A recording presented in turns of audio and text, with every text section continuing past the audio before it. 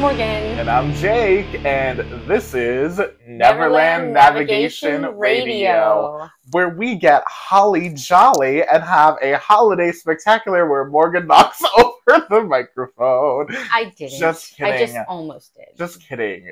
And even if she did knock over the microphone, we'd keep going because we're what? Professionals. Professional business professionals. Is that what you're going to say? Absolutely. Right. Absolutely.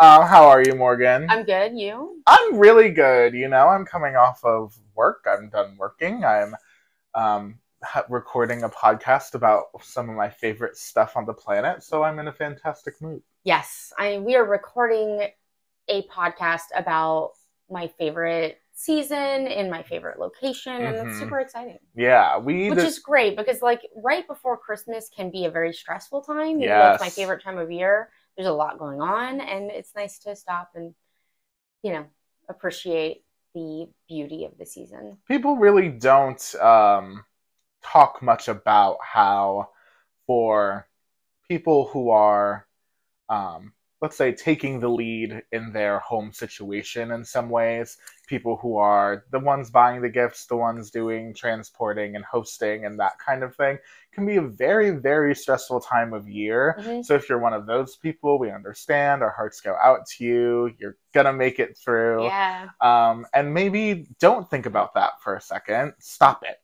You stressy person, stop stressing about it. Yeah. And take some time to chat with us about our favorite Christmas stuff at Disney World. Yeah, I had to be told to stop stressing and focus on what was around me while we were at Disney the other day. Oh, yeah. That's a good... And it's a good thing to do.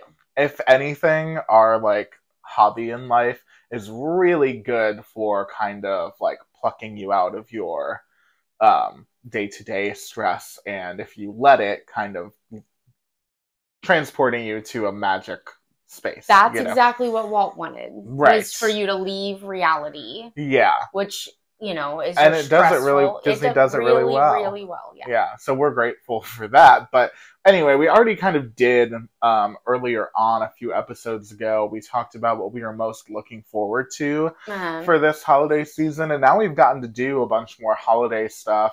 And we kind of wanted to just go back and reflect a little bit on some of our favorite holiday offerings from Walt Disney World that we've experienced this year, and maybe just talk about some stuff from the past. Yeah. Or, talk about some opportunities for some stuff that we would like to see. Yeah. The same stuff that always happens when we get into these deep dive conversations. And there's just not a happier topic, in my opinion. No, I could go on forever. And I do. And that's what this podcast is for. Yes. Us going on forever about Disney World. All right. Strap your seatbelts. Straps. That's not what people say. Put your seatbelts on. That's also not what people say, is it? You're so funny. You should just do one of the ride things. Oh, you're so right. Please keep your hands and arms inside the vehicle at all times. Oh, yeah, you should just do it. You've really got to hang on the situation. I feel like I used to be able to say it in Spanish too, like they do on the monorail, but I don't want to mess it up, so. Yeah, oh, yes. No, I will not be trying that. Yeah. That's not... Oh, my. Did you lose your list? I did lose my list. That's okay. Let's not use a list, because really... You don't need a list. Jake, you don't need a list. How sure are you? I am very sure. Oh, I've got my list back. Okay. So all right, we're back to the list. I really appreciate you having my back in a big way there, though. Morgan said, we'll go there together. It's fine throughout the list. That's good support, you guys. Look at Morgan taking care of me. You're so funny. All right. Let's go. Why don't you start? This is your favorite season. Morgan is the most Christmas obsessed person I've ever known. So I always love to hear her talk about Disney at Christmas time because it's something you're so passionate about. I totally light up when I'm even thinking about Disney Christmas. Like a light bulb. What was something that I loved? Yeah, what was the first thing that you want to talk about that you really enjoyed? Should I be starting with something that's super high on my favorites? Did you order them? Not in a 1 to 5 kind of situation, because it's not really. I don't think it's fair this time. Well, don't give me your number one. Just throw something out there. Okay, all right. I will give you, and I know this is on your list too, so we'll just talk about it. I will give you my surprise, shocking, didn't have any idea this was as amazing as it was until we did it. And that is Living with the Land. Yes! Oh my gosh. This was an amazing experience. What? Living with the Land? You're telling me Living with the Land is my favorite thing to do in the holiday. Not my favorite, but like makes the list of my favorite things to do for the holidays at Walt Disney World? Huh? What? I wouldn't have believed you if you told me. I do enjoy Living with the Land on a normal basis. Oh, although, I'm that one. Every friend group has one that's like, I think we should do Living with the Land. And everyone's like, what? The boat one? No. Yeah, what? And I'm like, listen, you don't understand. There's something so cool about the restaurant is in the ride, and they're like the greenhouse. It's nostalgic. It's sciencey. It's edutainment. It's that Epcot edutainment. Anyway, right. It's got a lot of Epcot history. Don't get me going on Living with the Land. Yeah, so it's not something that we do every time we go, but it's certainly something we do every once in a while, and we like it for the reasons that Jake just mentioned. But and a low wait time. Yeah, and this is Can we hear it for the low wait time? Yes, low wait time, always a good thing. I mean, no matter how much you like Frozen, standing in an hour-and-a-half line is not always something that is either feasible or... Yeah. I mean, for people coming on vacation, it is. But for us, not so much. Get your Disney Genie Plus. Yeah. If you want to ride the things that take a long time to wait in and you don't want to wait that long for them, right. There's a way for you to avoid that, and it is paying for Disney Genie Plus. Yeah. It used to be free. That's not how it is anymore. But, we can talk about whether or not it's worth it or it's right. But the reality is, if you want to skip lines right now, long lines like that, Disney Genie Plus is the way you're going to do it. Yeah, that is something I would suggest if you're coming on a vacation. You know what I mean? If you're local, it's a different story. Oh, yeah, I'm not getting it. You know what I mean? Hey, annual pass holders out there, I'm not trying to sell you something that you're not buying. Yeah. Trust me, because I have never used it. I would love for a pass holder gift to be for us to be like gifted it once a year or a couple times a year. Yeah, we've assigned you a day this year, or you can pick from use these. It. Just any and they say on a non-busy day. Ooh, what a good Christmas gift. That would be very cool. Iger. Welcome back. You want to give us a Christmas gift for having to put up with the year we've had to put up with? Right. Yeah. Show us that you appreciate us after Chapek told us repeatedly that he does not appreciate us. That would go a long way with me, I'm not going to lie. Yes, agreed. Anyway, yes, Genie Plus is a good thing for people coming on vacation, though. We will probably do an entire podcast about that at some point. It's bound to happen. Yeah, because I really feel like an explanation on how to maximize it would be a good idea now that I've done it a few times and feel like I super mastered it. This Genie Plus is one of those things that's a little voodoo magic to me. I'm like, I don't understand how it works. I'll teach you, Jake. You know what I mean? We'll have a... Yeah. Oh, this is perfect. It'll be fun. If you're someone like me who is Disney Genie Plus dumb and needs to be Disney Genie Plus educated by someone who's Disney Genie Plus smart, then we'll have an episode where Morgan, lays down the framework for my Disney Genie teach you, Plus. and then I'll be teaching everybody else. And this is why we're a duo. I know about the Discovery River boats. Oh yeah, in the you Animal just posted Kingdom. Something about that. That was really cool. And I didn't know that. Go to our TikTok at Neverland Navco. You'll find some really interesting Disney park history stuff on there. When Jake was telling me about this, I was like, you have to put this on me. You have to make a TikTok or something because I didn't know, and I know a lot. You know some really deep cut stuff. I spent a lot of time on and then you were Disney saying, and internet. I know how to do stuff like Genie Plus. Yeah, so I'll know that random garbage, and Morgan will know something really useful, like how to actually hack your Disney day. You're ridiculous. And that's why together we're the perfect team. You know what I mean? Yeah. Okay. Yes. Anyway, can you believe this was talking about Living with the Land? Yeah. So the Living with the Land. So far. So this isn't new. This holiday thing, right? Do you have any idea how long it's been going on? A couple years. Yeah. You don't come here for actual information, right? Because I don't know how long it's been. A couple years. Oh my gosh, you're so funny.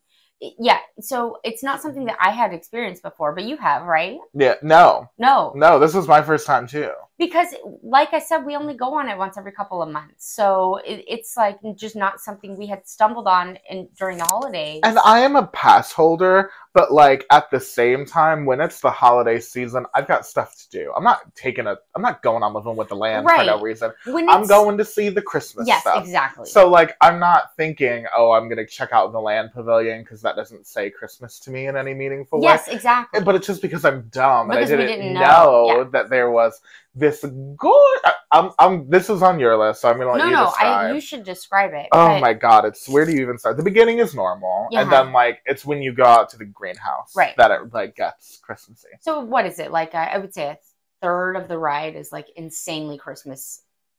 Yeah, maybe, yeah. Yeah, okay. Yeah, maybe, like, half. Okay, yeah, maybe a little bit more than a third. Yeah, but, like, not, yes. But not a little bit. It's not like they just threw, like, some lights on a few trees in the greenhouse. Yeah. It is, like, decked out. It is really, like, exquisitely done. It reminds me, it's not this caliber, but it reminds me of the Osborne family spectacle of dancing lights. What a mouthful. Yeah. It reminds me of that just because it's so colorful and there's so many different arrangements of lights in every room. I agree. That it's like everywhere you look, there's different Christmas lights to look at.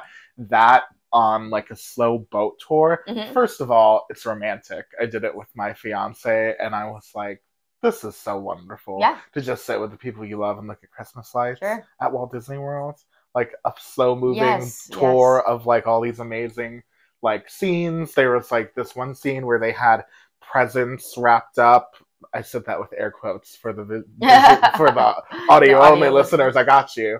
But they had these boxes wrapped up with the Land wrapping paper, and it was so cute. Like, and details what he means like that. by that is that it was like white wrapping paper with the Land symbol printed all over it. Oh, right, yeah, the pavilion, like, icon. Right. Yeah, and also there was the person talking that, like, the tour guide kind of was giving information. They updated they, like, added for the overlay. They added, like, special narration about, like, the Christmas version of Living with the Land. Amazing. Yeah. And they would talk about, so for one part of it, you're going through where they're showing oranges, and it's talking about how in I think it was in Europe. Yes. I think they actually said Europe and Asia. The oranges aren't grown in the winter, so a Christmas treat would be to get an orange in your stocking. Yes, which I didn't know. That tradition still continues, and I didn't know either. Yeah, that's really... I mean, I had heard about oranges in stockings, but I didn't know why, and this kind of... Yeah, but, like, that, like, those details made the narration really fun, and between, like, the really fun narration... And the gorgeous lights. And the really detailed little vignette scene things that they did at some of the banks of the river... Those all came together to make a surprisingly, like, thoughtful overlay. Yes. And I was really surprised by it. Yes. I thought it was going to be just some stringed up Christmas lights in the greenhouse. I did too. When we got off, I was like, the person that did this holiday overlay should be doing some of the others that I'm sure we will complain about later. Yeah, why don't we? Oh, you want to go ahead and complain about something? Yeah. Oh my gosh. We were nice. Now it's time to be naughty. No, I'm just kidding. They were It's not us being naughty. They were naughty. Yeah, my biggest disappointment of this season, do you want me to say it? Yeah. Okay. And this is crazy, you guys, the Guardians of the Galaxy Cosmic Rewind, which is by far my favorite ride in the entire world. But they told us and hyped us up about a Christmas holiday overlay, and the absolute only thing that changed is the song. Now, you have to understand. And it's not a classic Christmas song. Okay, sorry. Go on. No, you're just saying what needs to be said, because you have to understand out there, Morgan loves Christmas, and this is Morgan's favorite ride in her favorite place, Walt Disney World. So it should have been her, like, euphoric heaven. I have been talking about this for months. This is her multiverse of madness. Yeah. You know what I mean? This is her end game. This is her big one. And so we got on the ride, we got in the line, and Morgan said, well, it's not very Christmassy in here. Yeah. And then we got to the pre-show, and Morgan said, well, that wasn't any different at all. And Michael said, or Morgan's husband said, well, maybe on the ride. And then we got on the ride. And nothing. It was the same ride and a song that's lyrics were hard to hear. very hard to hear. And like, ugh. So here's the thing, you guys. I went to Disneyland in October, and they have the Guardians of the Galaxy ride. There used to be the Tower of Terror, and it is called Mission Breakout, and it's a great ride. And they had a Halloween. Sorry, losing that word. She's just so mad about the Christmas one. Yeah, they had a Halloween overlay in which the story changed place or changed to Halloween. The story changed. Right. The pre-show changed. The ride changed. The song changed. Everything changed. Like an overlay. The line changed. Yeah. Yes. So I was like, I've had a history of disappointment with our holiday overlays because we went, and you might have heard us talk about this on one of the other episodes. Oh boy. We went to the Halloween party at Disney World, and they claimed to have four overlays. This was like on the brochure. Yeah. This was a marketing point. Was that these like, it's like you've never ridden the ride before, like new overlay. Yeah. And they were terrible. And it was a joke. It was laughable. It was like a prank. Yes. It was like Space Mountain, they turned the lights off. That's it. That's it.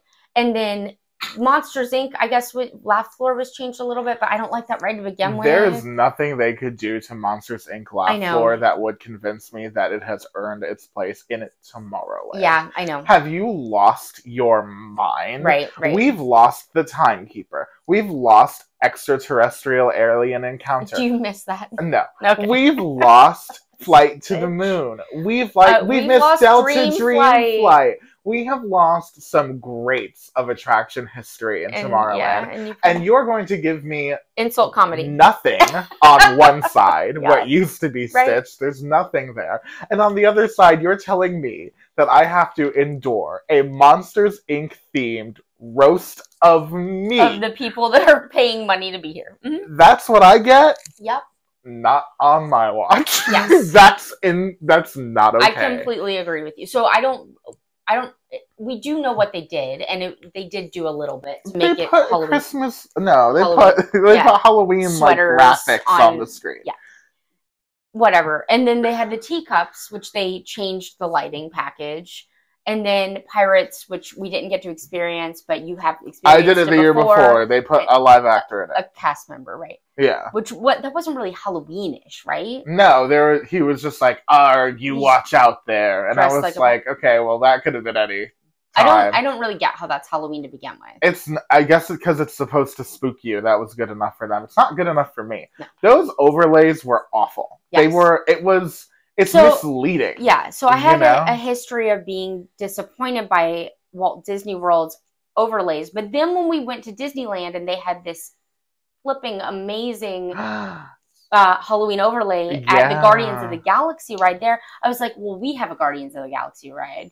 It's brand new. So it's not like it would be hard for them to have anticipated that people like holiday overlays, which people love holiday overlays. Check the line for Haunted Mansion Holiday and get back to me. For real. That line is always wild. And the line for Monsters After Dark is what they call the Guardians of the Galaxy Halloween overlay in Disneyland. These are the actual overlays in Disneyland. Yes. Yeah. And that line was insane too. Yeah. Clearly it brought in a lot of people to see just that, to experience just that thing. Yeah. So So anyway, so I was thinking... So they have that knowledge that they can do it well and it will attract a sizable audience. Bradley Cooper clearly recorded audio to make that ride different for Halloween for Disneyland.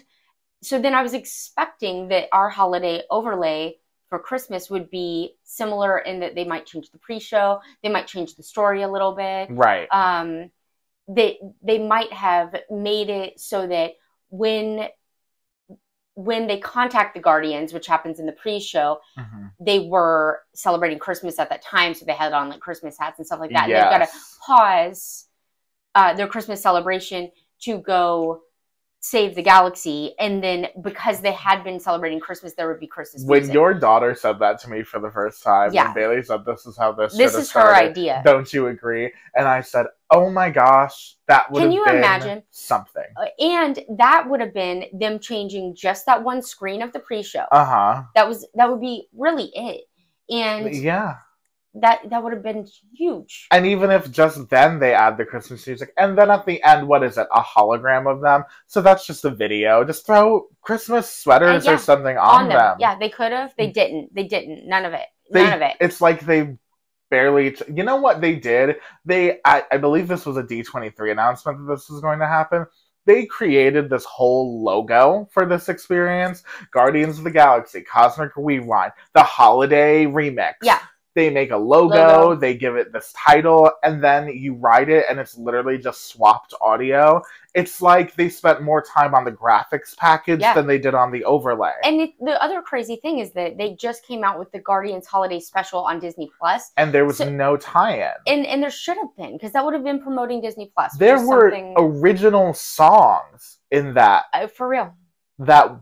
They didn't want to use that for this. They didn't want to include that story, any of those brand new concepts into this at all. Right. Really frustrating. So I don't, it's hard to explain, and I realize that this sounds crazy dramatic, but my hopes were up so, they had been built up so much that I was genuinely heartbroken when we weren't on it, and nothing. And even the song wasn't like I listen to Christmas music. I've been listening to Christmas music for a month and a half now, if not more. And it's not like a regular Christmas song. Are we going to say what the song is? We can. Okay, spoiler alert. If you don't want to know what the song is, I guess fast forward like 30 seconds. But so it is... like Run, Run, Rudolph, they change it to Rocket, except for the tune is a little bit different. It's not sung by anybody it could be somebody famous. Do you know? No, I think it's studio voices. I don't think it's famous people. Even if it were. I think they would have said it in the press release if it were famous people. I feel like they gave it a little bit more of a rock feel than that song originally had. So it's not even like this is that song that I bop along to every Christmas season. It was different. It definitely was, like, the arrangement of it toward the middle of the track especially. It got hard to decipher and even recognize what musically I was listening to. Like, what song I was listening to, what part of the song, what the lyrics were. I didn't know. I only heard music. I only heard sound. All the way, you hear it some at the beginning with the run, run, run, run, run. Hear that at the beginning a little bit, and then... No idea. Musical blackout for like 2 minutes. And then at the end you hear it again and it's great. But the whole time you've been like, has this been this song the whole time? Yeah. That's what you think when you get to the end. You're like, do I just not know this song very well? And then they play the tune of something else. Yeah. It's a mashup, but like it goes by so quickly and it doesn't it's not always recognizable, so you're just like, I guess I like that. I don't know. And then the audio that was recorded for what it's always been, where different people, different Guardians are saying different things as you're going through different parts of this roller coaster, that's the same. That wasn't even changed until they're at the very end. Yeah. And actually, I went back and went on it a second time 2 days ago. Yes. And just to see if maybe without that... Because the first time we went, by the time I got on the ride, I was so already crushed. Yeah. That nothing was changed at all. And they kept saying, this is this huge overlay. I thought maybe without that feeling, like I know the pre-show's going to be different. Maybe during the ride, I'll be a little bit more appreciative of it. The audio wasn't changed. It was the same as it had been. Right. So anyway... So that's my one negative.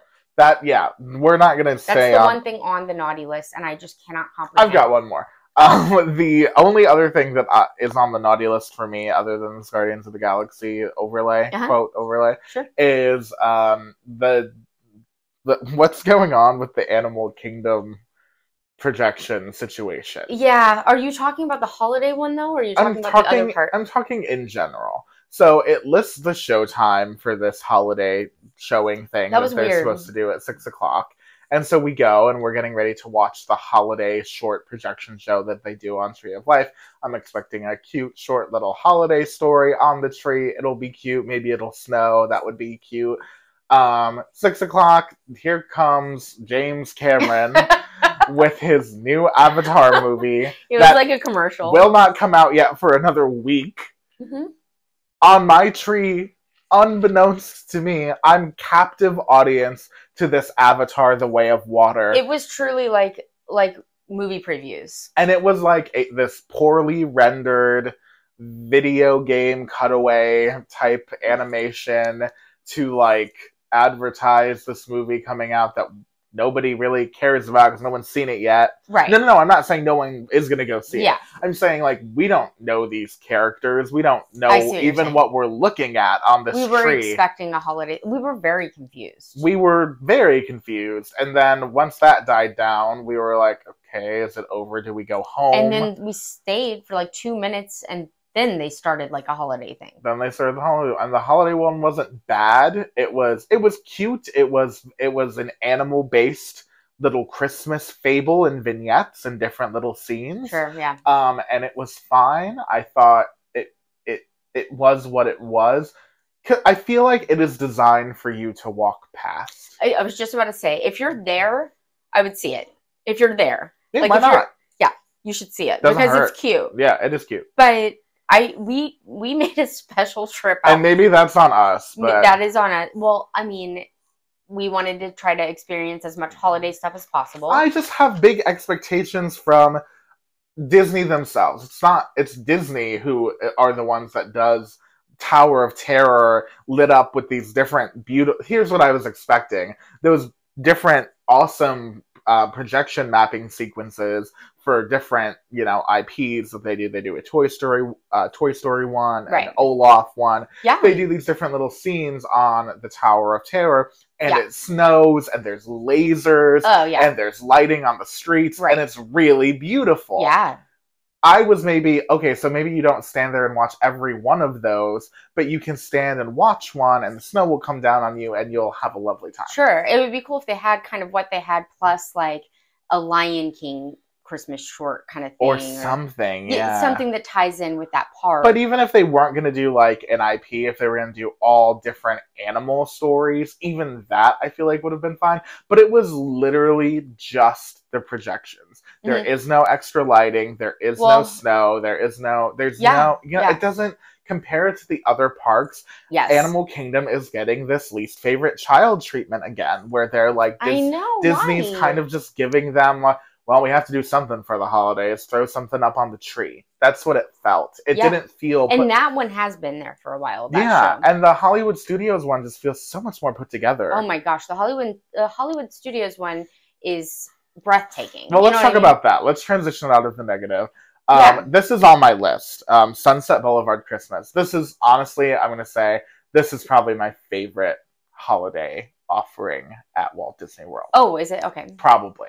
Because there are other attractions and other, there are other attractions, there are other decorations and things that I really love, but I don't think anything for me competes with the awesome visuals they've got going on in the Tower of Terror, the snow falling down, the awesome Christmas music that they play at Hollywood Studios. The lighting on the streets is beautiful. The laser lights when the snow falls onto them and looks so beautiful. Yeah. When all of that comes together, it just is like some of my favorite moments of my life. Just standing on Sunset Boulevard in the snow, drinking hot chocolate. Sure. In my happy place. Yeah. You know what I mean? Let me add, okay? I would like to add to this. Another thing that makes this Hollywood Studios one so fantastic for me is that they do this like on a rolling basis. I don't know what the right term is, but like every 15 minutes or something like that. So because of that, you can get a good spot. You're not shoved in with 5,000 people. I will say, I do think the Animal Kingdom one does happen every 15 minutes. I'm saying versus Magic Kingdom. Oh, yeah. That is its whole own Yes. situation. Yes. It's very stressful to see anything at Magic Kingdom. Yes, exactly. So I really appreciate that I can actually go enjoy and see and get close enough to see the details. That is nice. Of the holiday projection show, or any projection show that they decided to put there, although at this moment that's the only one, right? Yeah. The 50th stuff is sort of projected up there, but anyway, it's not a show. Yeah, I love that I can see it. Yeah, that is really nice. I love that you're not shoved in with thousands of people. Yeah. There's not the nightmare to get out after it's over. Not at all. Yeah, it's very casual. Yes. Casual, yeah. Yes. Yeah. So that's huge for me. Yeah. Because I have mentioned this before, a lot of these projection shows I can't get close enough to see with being a shorter person. Yeah, absolutely. So it's awesome that there's some content out there that is easily accessible to people. And I love that you can just, I mean, if you're walking down there, you're going to see it because it's like every 15 minutes. And you're going to stop and you're going to look at it for a few minutes, and then one of those shorts is going to start up and you're going to be like, oh, that was so much fun. Right. And that's it. That's all you need. You know, if you want to stay and watch all of them like we tend to do sometimes, then, you know, that's more power to you if you're someone who really enjoys the experience like I do. But if you're just a casual park goer, I think it enhances your experience so much to just be walking over there because you're going to Tower of Terror or whatever anyway, and kind of have that moment where you stop and it's snowing and you're like, oh, I didn't even know this was going to happen. Yeah. That happened to us at Disney Springs one time. Oh, yeah. We were walking. We just got out on, gotten done doing a restaurant review for our YouTube channel. And we walked into the shopping district and there was like snow falling down and the lights, and they were playing loud Christmas music. And we were like, magical. Disney Springs definitely has a good holiday. You should talk about the tree trail, though. Actually, I would have to put the tree trail on the naughty list, though, because I loved it when it was all together. Me too. When it was all together, they had the snow, like the fake snow back there. There was a place you could get hot chocolate, and it was crowded, so maybe that's the reason. But you looked at all the different. Can you describe? It's like an experience. So you go back there, and there are probably 15 trees, and each tree is intricately decorated to correspond with either a movie or a franchise. Yeah, like different themes. Yeah, right. So there's a Haunted Mansion one. Yeah. There's a Princess and the Frog one. There, I think, was an entire Star Wars one, I want to say. Yeah, they always do Star Wars, Frozen, Toy Story. They go through But now they're branching out a little bit more because I think that one was Boba Fett this year instead of just being Star Wars. Anyway, it was, I think, a lot better back then because having it all together made it a big, big, big holiday experience. And now you can go find one of these trees and then you walk all throughout Disney Springs. Yeah. Then you walk 10 minutes to get to the next one. And it's just like you get there and you're like, oh, okay. Yeah. Cause if tree, if that one tree isn't particularly awesome for whatever reason, then it's a lot of walking to get. Right. We've never done that. We've always just walked around Disney Springs, and by virtue of that, I bet we've seen all of them because we've walked around so much.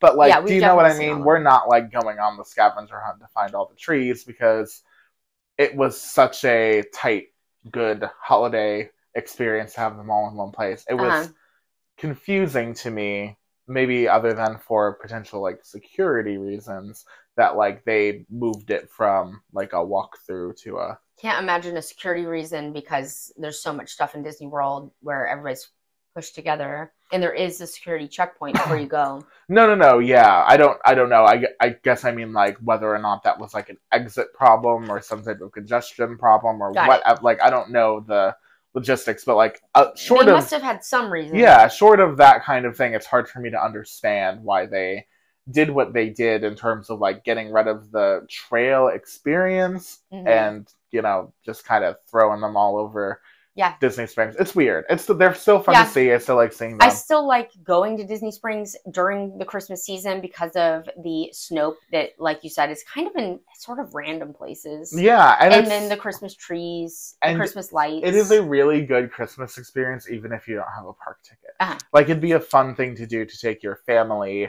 for a day to just kind of enjoy the Christmassy offerings. That's exactly what I'm doing.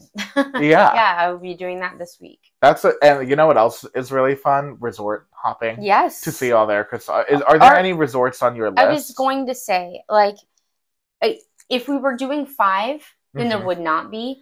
But the monorail loop, especially resorts, I think deserve to be on the list. Are worth a look. Yeah. The one that's not on the monorail loop that really sticks out to me is the boardwalk. I saw it for the first time ever this Christmas, and there's an edible gingerbread. No, not gingerbread. There's an edible like Christmas carousel. Oh, that's at Beach Club. I meant Beach Club. That's what he meant. There's this Beach Club resort. They're right across the pond from each other. So yeah, and it's got what is it? Is it gingerbread or is it just edible? No, I think it might even be chocolate, but that would be crazy in Florida. It's just edible. Yeah, it's just like this edible Christmas holiday carousel, and each year rotating, and each year they retheme the horses and the like decorations on the carousel. This year it was different princesses. Yes, and they are so detailed and creative and amazing. Crazy, Like, it is such a beautiful thing to look at. And they were also selling, that was not a sentence. It was a beautiful thing to look at. But they were also like selling hot chocolate and gingerbread. And it was like a cute little moment for the resort. And like their decorations are cute too. Some of the resorts, I feel like the decorations aren't jaw-dropping. Right. A lot of the times it's just a tree and some garland, you know? But I feel like the Beach Club really did a good job with, giving you something memorable that's similar to like the Grand Floridian. Right. The boardwalk actually was okay too. They had a gingerbread boardwalk deli. That was cute. Yeah. It was unexpected because, the boardwalk deli just opened this year. And we don't know if they've done that before, but with the bakery instead, because it's possible. That location used to be the Boardwalk Bakery, and it was the same building with like basically the same sign. Yeah. So it might have been the same, thing with a different word on it. But either way, it was really cool to look at. Yeah, it's nice when the resorts go a little above and beyond. I mean, I'm sure everybody knows about the gingerbread house in the Grand Floridian. Yeah, it's its own attraction. Its own legend. Yes. Yeah. The gingerbread house that's like life size, and then people will sell gingerbread from inside of it. I love that. It's something that I like to do every year. And when they're done, they give it to the horses or something like that. Oh, what was it? Something like that. Nothing gets wasted. Yeah, they give it to the animals or something. Back in the day, they used to have chestnuts roasting on an open fire at where you would get off of the monorail at Grand Floridian. That's cute. They stopped doing that a while back. That was a cool... Probably for a fire safety reason. I don't know. They did it for a long time. Things were down for a long time. I'm just kidding. I have no idea. It was well, really, that's a bummer. Yeah, the cool thing was that smell when you would get off the monorail or you would come out. Such a classic like holiday smell. Yeah, and really not something that people experience very often anymore. Especially in the South. Yeah.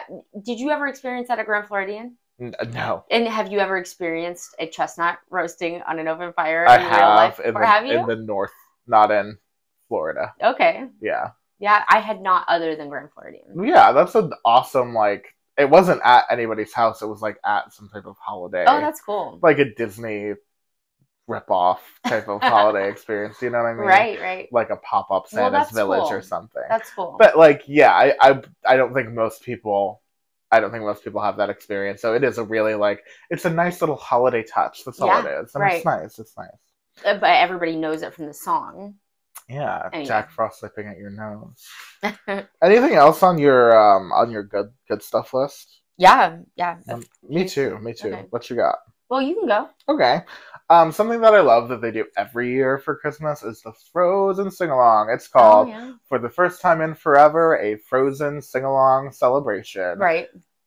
And then... Jumping back super quick, the land did have a different title this year, too. Oh, yeah. Or, I mean, it does most years. Glistening Greenhouse. Yes, or love something. that. Yeah. Okay. It was a really good title. Yeah. Yeah. Anyway, go on about Frozen, because Frozen changed, so it got a new title, right? Oh, I don't know. Oh, okay. I was saying that's the name of the show. It's got a holiday overlay they've been doing for the last couple years. I wouldn't call this an overlay. It's an extension to the show. Extension, yeah. Because for those of you who don't know, this experience normally in Hollywood studios is you going into this big theater. They've got a big screen on this Arendelle set, and they play the movie, and two historians from Arendelle kind of run down the events of the film. Not the whole movie. The whole movie. The whole movie. Yeah. That's not... Well, they don't play the whole movie. That's what I'm saying. Oh, sorry. You're so right. Yeah, they don't play the whole movie. They play clips of the movie, and they kind of tell you the story in between. Right. And then they also, like... This is not a 2-hour thing. No, and they'll interact with, like, Kristoff and Anna, and at the end, spoiler alert, Elsa comes out. But like you didn't know. Yeah, right. Like you didn't think you were going to see Elsa. Oh, yeah. She got you. The cold... Do you have a cold? No. Never bothered you anyway. Yeah, so it's a really cute show. It's got some really funny moments depending on... It's kind of like Jungle Cruise because who you have as your Arendelle historians is a big part of the experience. These are actors like doing a comedic bit where they retell the story in a funny way. So it really depends on how you connect and enjoy your actor. You know what I mean? So it's like Jungle Cruise in that way. Yeah. Where it depends on your cast members, presentation. Yeah, which is like great, and then it kind of is awful in its own way because, if you get a bad one. I personally love it because even if it's bad, I enjoy the unique experience of it. There are some people, though, who I can totally see it rubbing the wrong way if you have a actor who you think is annoying playing one of the roles. Then you have to sit through the children singing the Frozen songs. You've got this annoying actor you don't like, and I don't think that of any of the actors, but I know there are people out there who have these feelings with shows where if there's a performer who they don't like their voice, they don't like something about them, it can really ruin their experience. People can be picky. But anyway, they did not change the title of it. Well, hey. During the holiday season, during Festival of the Holidays at Epcot, during the holiday season at Hollywood Studios, they add an extra sequence to the show at the end where Olaf comes out, who doesn't normally appear in the show, and he does some of his numbers from the Olaf's Frozen Adventure Christmas special. Can I ask a question? I have not seen this yet. Of course. The Christmas short? No, I saw the Christmas short. I haven't seen the show yet. I was going to say, stop what we're doing. I mean, I saw the show, but I haven't seen the Christmas version. Right. Yes, I've seen the short. Is the Olaf that comes out like in the Broadway where it's a human that's kind of holding a large puppet? That's what I wish it was. Okay, what is it? Instead, it is a big Olaf. Oh, what do you mean? This is not safe for magic. So if you're a magic person... Maybe don't say it then. Oh, no, it's fine. Okay. We already said. Okay. It's a person in an Olaf suit. Oh my gosh. Okay. So it's a big Olaf. So it's just you know how they do Beauty and the Beast and it's like big teacup, big chip, big... It's like that. Yeah, okay, it's like that, but for Olaf. It's not the best, but it's fine.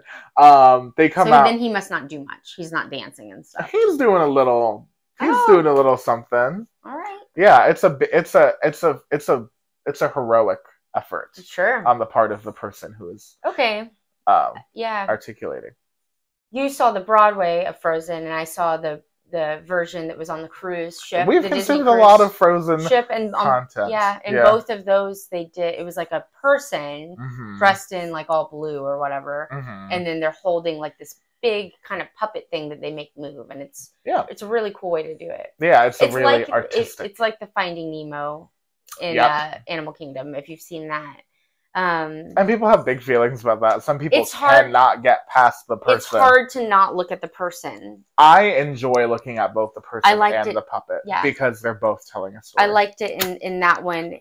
In Nemo, after I would watch it, I just kept thinking, I was really focused on the human. You know what I mean? But we haven't even seen the new Nemo yet. Right. What if they're not even fish anymore? What if they're just people?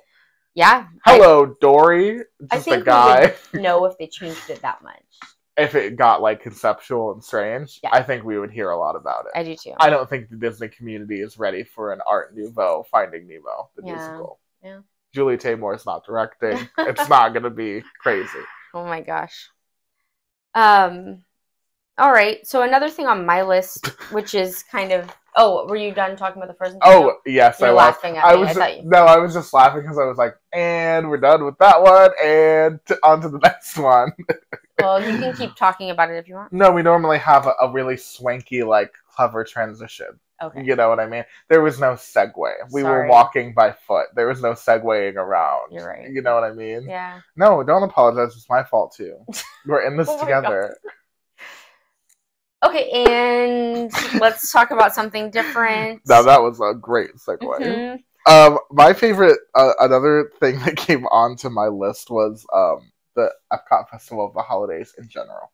Yeah. Is that too broad? Well, it's broad, but we can elaborate about the things that we love about it. What stands out to you? There are two things that come to the top of... Let's have a mind melt moment and see if we can agree on what our two favorite things for the Festival of the Holidays were. Well, yeah, and our two favorite things are probably going to be different than most people's because... Oh, the first one was... Olaf scavenger hunt. Yeah, that was for me too. See, we've done the scavenger hunt before. There was just something about this one that I just loved it so much. Yeah, I loved it too. It was... If you don't know about the experience, what's it like? So you get a map at the front. You can get a map at... Well, there's a bunch of locations in Epcot that you can get the map. Like either of the stores that are at the beginning of the World Showcase. That's where we got between Canada and Mexico. Yeah. But there's a bunch of places, and there's signs outside that say, get your map here. Yeah, that's like the start of World Showcase, though, so I bet a lot of people get it there. Yeah. And there are different numbers pretty much in every country, and then a few extras.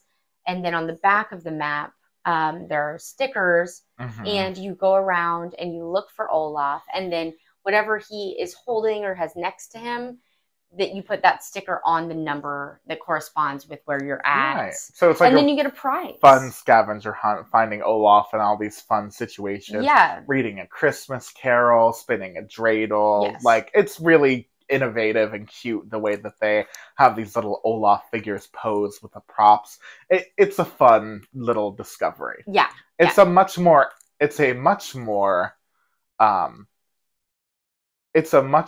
easily enjoyed experience on the Disney Springs thing. Because the Disney Springs thing, you might be disappointed with the Christmas trees. They're too far between each other. But this, it's like every country, there's at least one. Yeah, you don't go too far. So you're walking around the world. You do get your walk around the World Showcase. Oh, yeah. Which is really nice. Yeah. Yeah, if you're looking for something new to do, something different to do, or you have kids who maybe need like a walking around time, like we need an energy time where we go and we find Olaf, this is probably a really good idea. Yeah, this is especially great for like locals. Yes. People that come a lot. Yeah, a lot and would enjoy just walking around World Showcase and doing something like this. It's an easy... And you're not like trying to also pack in all the rides and all of the restaurants. It's like, a casual afternoon. It's not something you can do quickly. No. It takes a minute. It probably took us, maybe at most an hour? Oh, no, I think... More than that? Yeah. Oh, wow. I think walking around World Showcase... I had such a good time. Yes, I think walking around World Showcase at a leisurely pace probably takes an hour. Yeah. And we were going in and looking and trying to find new stores and stuff like that. So. Hour and a half, 2 hours. 2 hours, maybe. 2 hours, yeah. So that, and then your second one. Oh, let's see if it's the same. Hold on, I lost my list. Oh, no. Well, I'm sure you know it. I don't know if ours would be the same. Oh. Mine is the storytellers. Oh, no, it's not, but I should have known that would be on your list because you really like the storytellers. I'm just really glad that they're still doing it. What do they do? So each country has a different... Maybe not every country, though. It's not every country. Select countries in the World Showcase. Countries have a storyteller that comes out on a rotating basis and tells you a little bit about how the holiday is celebrated in their country, but they do it in like a very charismatic way where the person is maybe an actor. And sometimes they're not. Character. Yeah. The one that we saw in Italy really stood out to me, and she was in character and telling the story and using a voice, and it was just awesome. That in Mexico, it's the mariachi band, which they're there all the time. Yeah. You know what I mean? They're just doing some Christmas music, yeah. So some might be a little bit more exciting than others, but this is just like an extra thing that you might not like go out of your way to, unless you're local, like where you've got time and you just want to. But even we just stumbled into them and really enjoyed them. Right. And it's just a really cool thing that they do. I like the edutainment value. Yeah, and it brings some like kinetic energy to the World Showcase. It brings some movement, some life, some performance. Yeah. I really like when Disney does some stuff that changes what is normally a static environment and they add something small that adds some energy. You know, Right. I think they do that really efficiently and really purposefully, and I feel like this is a good exercise of that capability. I really enjoy the storytellers as well because they add to the sense of cultural authenticity that is the backbone of World Showcase. You know, these are people who are telling you a detailed personal account of that country's holiday tradition. Yeah. What a great way to, just like you said, edutain in like a way that Epcot is built on. Right. You know, and awesome. These like extra characters that are cast members that are acting in a bunch of different places in all of Walt Disney World is something that we love, and we were sad about when they took like they budget cut some people out. I was gutted by the entertainment cuts, by losing the citizens of Hollywood from Hollywood Studios, by losing a ton of entertainment from World Showcase, including for a time the Japan drummers, Sergio in Italy, all of these different entertainment acts that were just going away one by one because of COVID budget cuts. Yeah, Star Wars Land was supposed to have a bunch, and a lot of them never even saw the light of day, so to speak. That was really hard to think about these people who day after day are doing their dream, they're providing this joy to all of these people, and now are just kind of out of a job, and we're all missing some of our favorite experiences at Disney World. And I honestly really thought that these festival storytellers might join the list because I was worried about the direction it seemed that things were going. So I guess it makes me more grateful this year that they're there. Yes, and I think it really brings some life, you know, to the streets, and it really differentiates.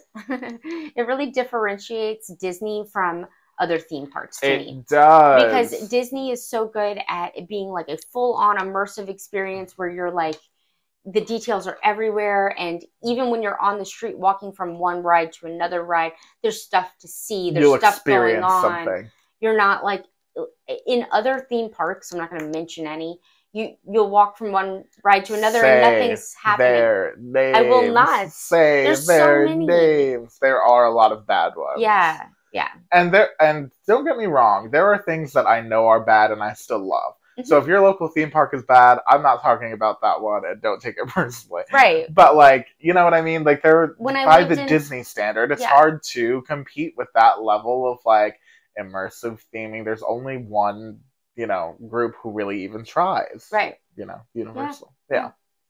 So yeah, the storytellers is something I like. So what was your other World Showcase thing? Points of Light. They're the ball lights. Well, that's not World Showcase. I meant Festival of the Holidays. Oh, got it.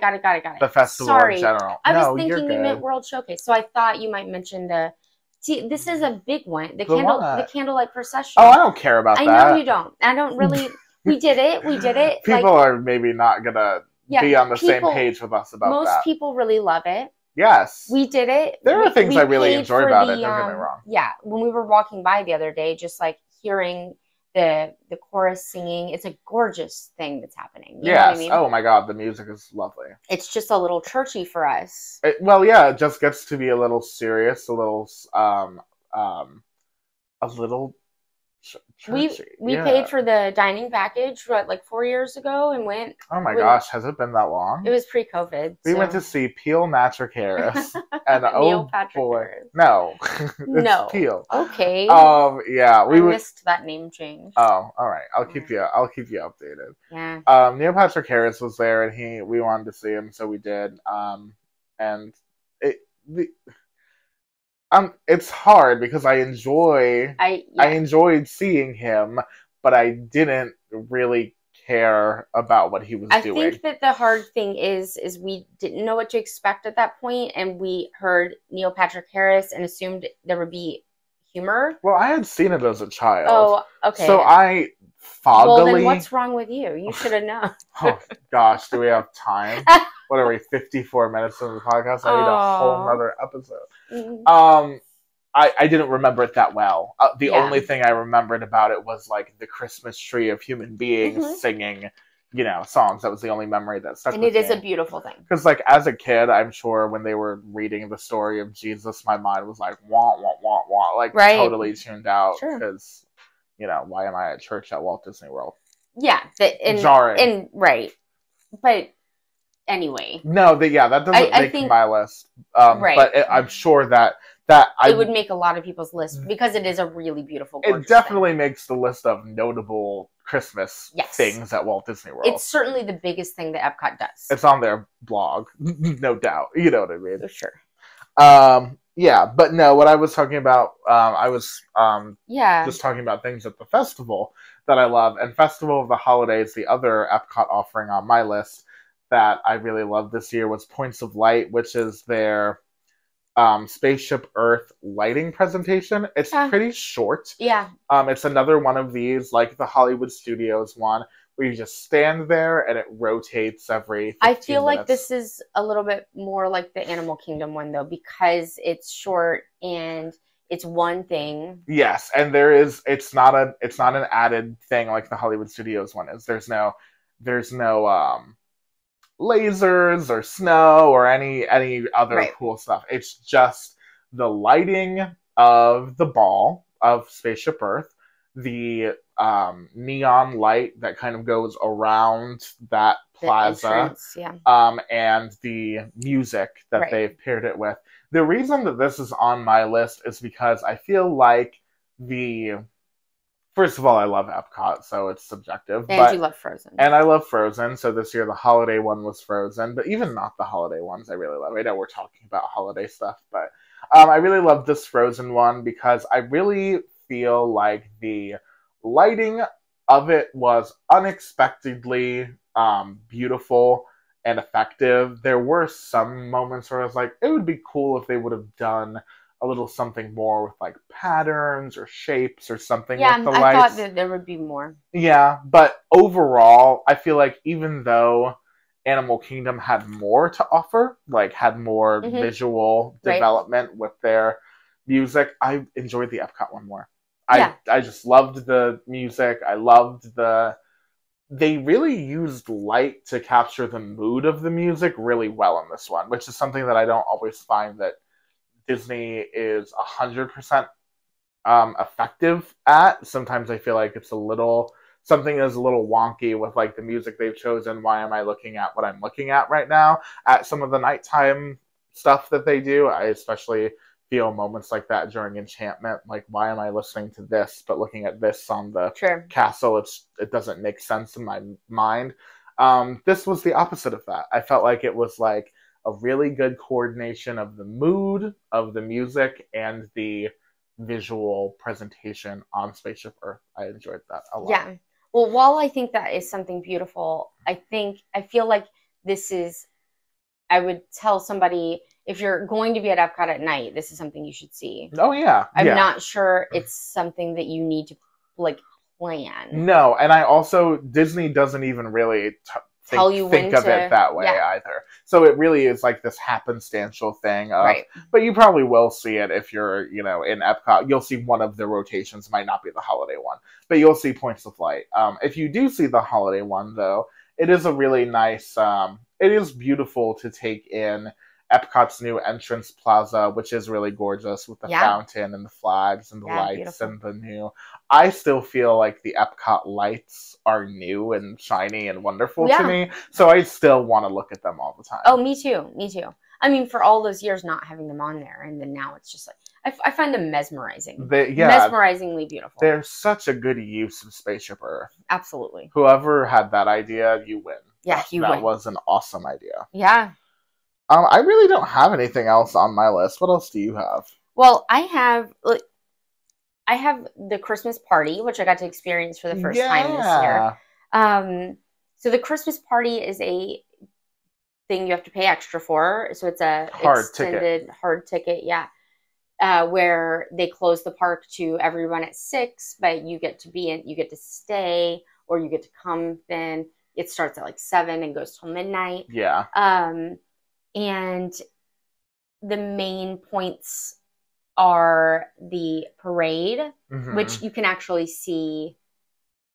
I think you can see the same parade around now in Magic Kingdom. Yes. And then the fireworks show and projection, which again, that's something that you could see if you're there on a non-Christmas party night.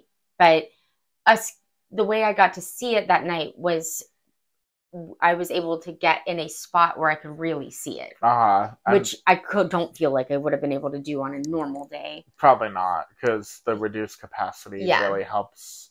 It also is helpful to have people who they intentionally schedule the parties to have multiple things going on at the same time, so it diverts the crowds a little bit. You really don't get that as much during like regular days at Disney World, right? So it can really help you if you know how to schedule your party right. You end up having some really good walk-on opportunities for bigger attractions, and you get good vantage points for some of the entertainment that you wouldn't normally have. Absolutely. So there's a lot to offer if you do it right. Yes. Definitely something I would recommend if you're coming for a vacation. I mean, it was just really a great experience. There are a bunch of locations where you get free cookies and holiday drink. So there was like hot cocoa, I believe eggnog, there was a apple cider. Nice. That kind of stuff, which was a fun kind of twist from the trick-or-treating spots that they have during the Halloween for candy, party. Yeah. And then Space Mountain actually got a decent overlay for this party. I heard. What was the overlay? So it was a crazy, awesome, extreme, like red and green light package on the ride. The lighting package in general, I want to say that there's more to it than just that, but it's like red and green when you're first going in, and then the music was blaring, the Trans-Siberian Orchestra. What a good fit for Space Mountain. It was wonderful. So it's very strange to see more effort be put into that than the Guardians. I know. No lights in Guardians. Okay, we're not getting back on this. Nope. I could have probably an hour-long podcast where I talk about how disappointing that was. But instead of focusing why that's not in Guardians. I'm just hoping that they will eventually do something with Guardians that's better.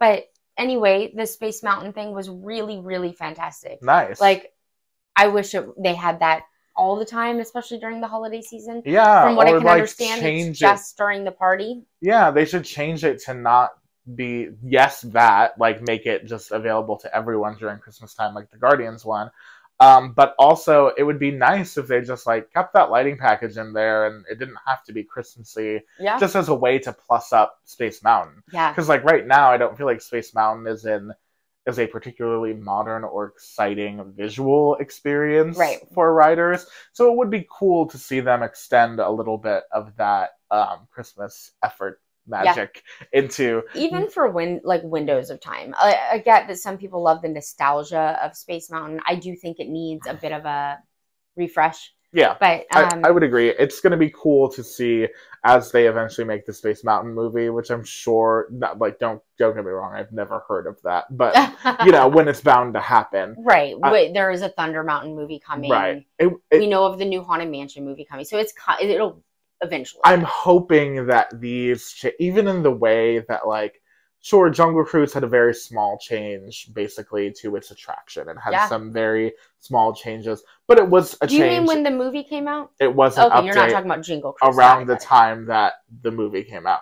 I hope as more of these attraction-based movie comes out, hope as more of these attraction-based movies come out. Oh, I knew what you mean. They start getting a little bit more brave with making some interesting creative updates to some of these rides. I would love to see Space Mountain, the integrity of it kept, but with some modern reimagining going on. And some of those concepts. It needs to be smoother. It just needs to be a smoother, and a technical update as well. Yeah. Whether that means retracking it, which would be an enormous project but needs to be done, or if that means, having a different kind of ride vehicle or, I'm not doing You're the not an engineering engineer, work yeah. there, but as far as concepts go, it would be cool to see them push their boundaries of what is safe. I mean, think about what they're doing with Splash Mountain. They're turning, well, maybe they're not. We thought at first they're really turning the whole thing upside down and making a big dramatic change. Yeah. But as budget cuts seem to come and hit that ride. Oh, I think it'll still be a big dramatic change. Oh, I think it'll be a bit. I think it'll be a transformation. What he's talking about is the outside has really taken a turn for the worse. Yes, but I'm wondering, as far as like, okay, so yes, Splash Mountain, the attraction, has taken a turn for the worse as well. But what Morgan's saying is the plans for the Tiana ride, as new concept art and new models come out at each Disney event, it's like it looks more and more like the original Splash Mountain. Like it's like they're not this was all a hoax to not transition Splash Mountain into something new. Just kidding. But I worry sometimes that maybe we're gonna see a lot of like returning animatronics to that, scenes that are just kind of half. Disney is capable of doing a redo ride successfully, but they're also capable of, not doing that. So it's a little spooky. But anyway, you're worried it's going to be a Band-Aid instead of a...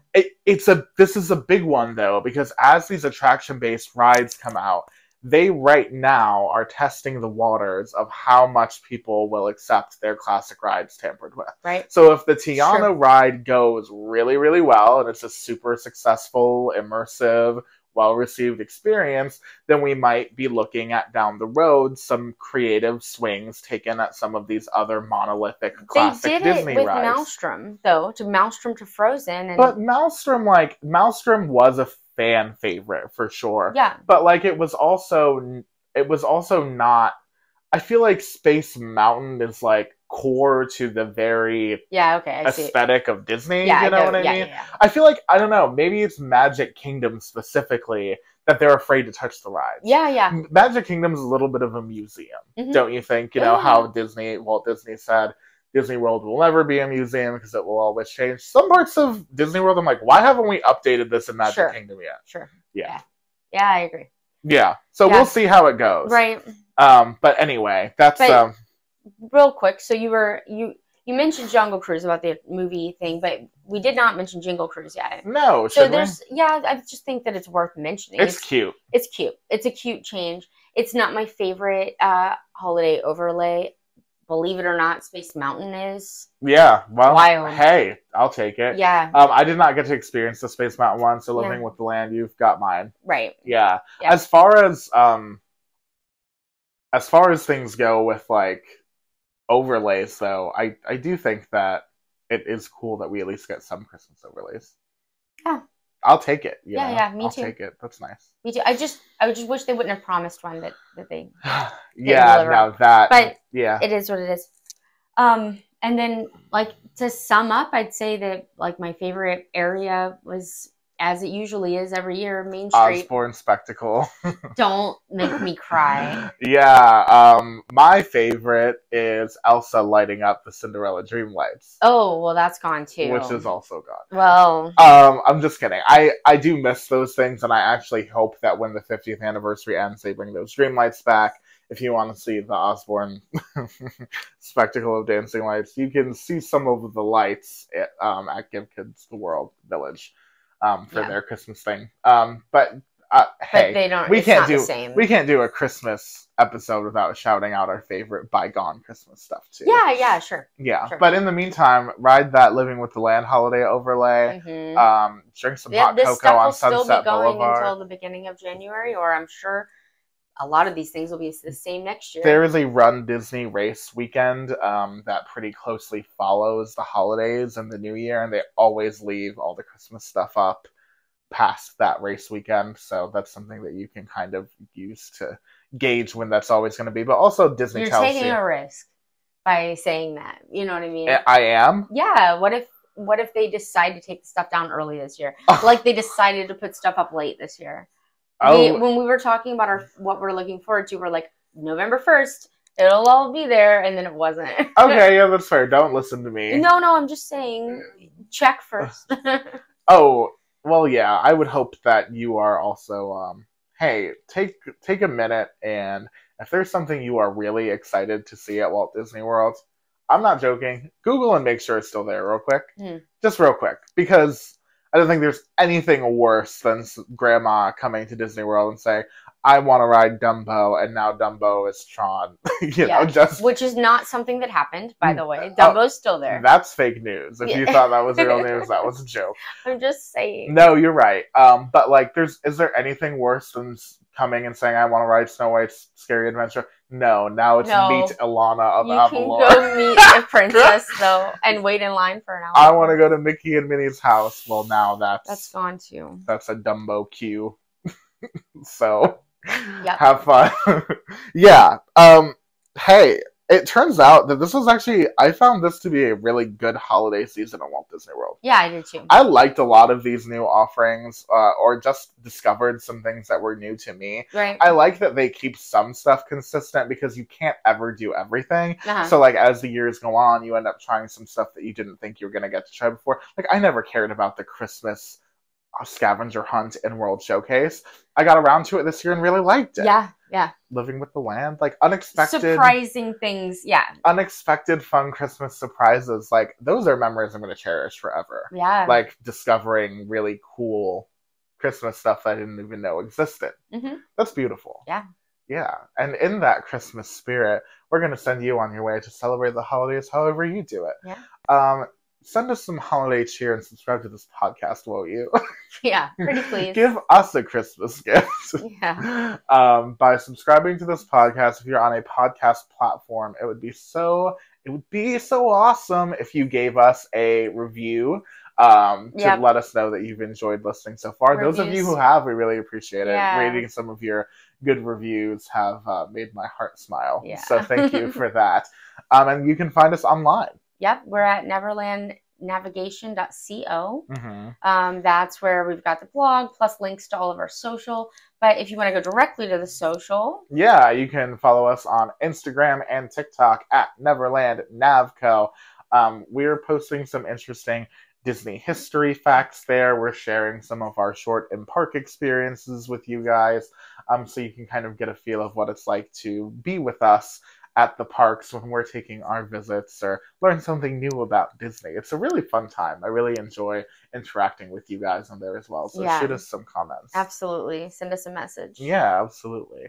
But other than that, just the YouTube channel. If you're not watching us on YouTube. If you're watching us on YouTube and you're a visual listener, hello. If you're not, it's Christmassy in here. Morgan and I are wearing Christmas clothes.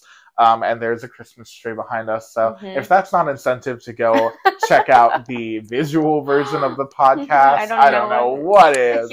So check us out on YouTube. We spend a lot of time thinking about what props we're going to put around our mic. And it's fun. Stuff. We're like kids about to put on a family play. Yes. Do you know what it is? Do you know what that energy is? Where you're like, no, get the hat, not that hat. I'm going to play, Spider-Man or whatever. And then you make your family watch. That's what we do for you. So we just ransack Morgan's house for things to... Anyway, Neverland Navigation Co. on YouTube is where you can see the visual version. But we appreciate you listening wherever you're listening. And we wish you the happiest, coziest, most carefree holiday season ever. We appreciate you guys watching and listening so much. And we'll see you on our next adventure. Bye.